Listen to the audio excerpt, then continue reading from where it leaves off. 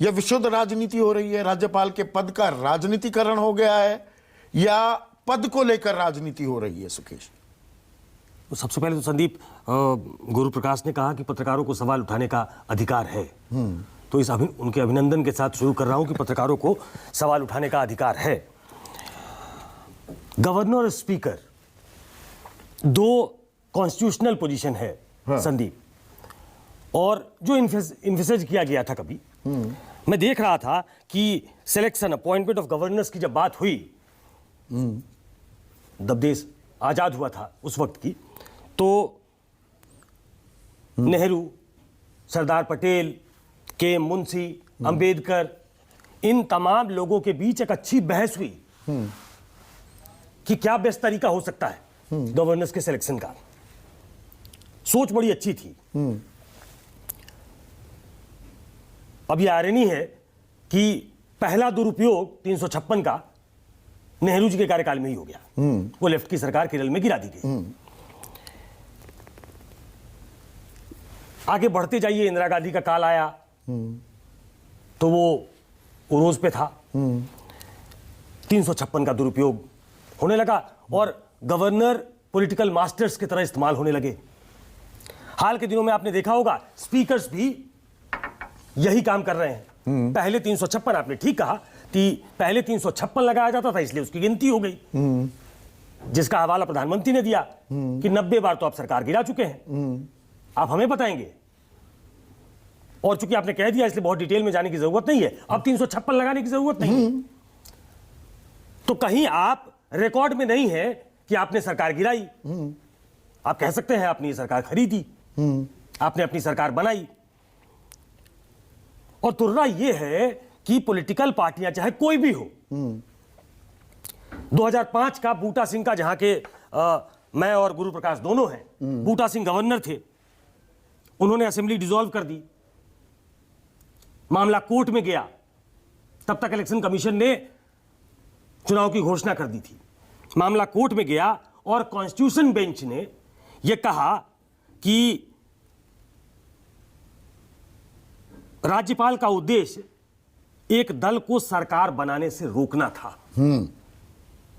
यह supreme court की judgement है।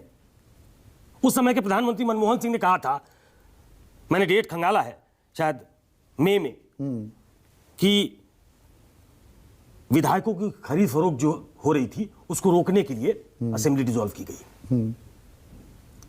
तब उस समय तत्कालीन प्रधानमंत्री डिफेंड कर रहे थे।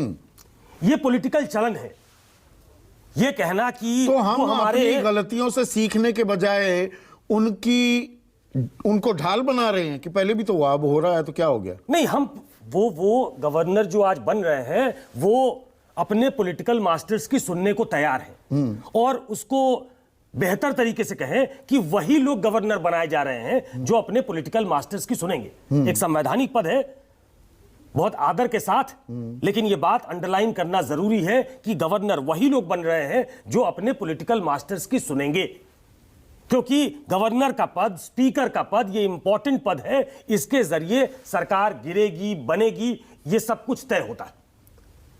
तो चाहे वो बूटा सिंह का एग्जाम्पल ले लीजिए, आपने एग्जाम्पल दे दिया भगत सिंह कोश्यारी का। मैंने 2 दिन पहले ट्वीट किया था कि मुझे याद नहीं कि पहला कोई ऐसा राज्य जहां हम सब शपथ ग्रहण की तैयारी में लगे थे कि कौन पार्टी सरकार बनाएगी, और हम सोए पाए गए, हमें जानकारी नहीं थी। मुझे फोन करके मेरे दफ्तर ने जगाया कि सरकार बन गई है।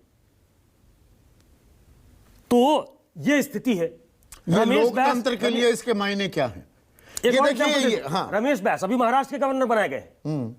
अभी हाल तक कंट्रोवर्सी थी कि हेमंत सोरेन, उनकी सदस्यता को लेकर उन्होंने इलेक्शन कमीशन को कुछ लिखा, इलेक्शन कमीशन ने बंद लिफाफे में राज्यपाल को कुछ लिखा, बहुत दिन तक कंट्रोवर्सी हुई, चली।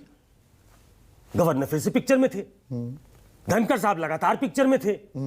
तो ऐसा नहीं है। ये इसलिए मैं कह रहा हूं, चाहे वो कांग्रेस पार्टी की सत्ता रही हो, चाहे वो बीजेपी की सत्ता रही हो, ये दो मूलतः पार्टियां केंद्र में रही। आखिरी सवाल, देखिए राजनीति तो चली रही है, संघीय व्यवस्था के लिए इस तकरार के क्या मायने, क्योंकि ये तकरार दरअसल लिमिटेड है विपक्षी राज्यों तक, सीमित है वहां तक। नहीं, जिसकी लाठी उसकी भैंस है, मुझे लगता नहीं है इसमें कोई सुधार होने वाला है। जब पॉलिटिकल टूल की तरह आप इस्तेमाल होने को तैयार हैं और डिस्पेंसेशन आपको पॉलिटिकल टूल की तरह इस्तेमाल करता है, तो इस तरह के वाकयात होंगे। और ये सुधरने डेमोक्रेसी के वाला लिए- नहीं है। ये